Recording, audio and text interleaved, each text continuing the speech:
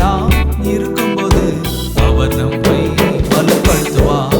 என்றும் நாம் பிள்ளைகள், இயேசுவின் செல்ல பிள்ளைகள்.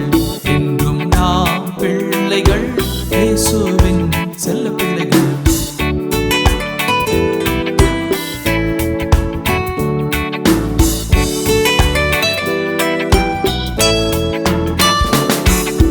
இயேசு நம்மை நேசிக்கிறார், நம் ஜீவனை நமக்கு தந்தார்.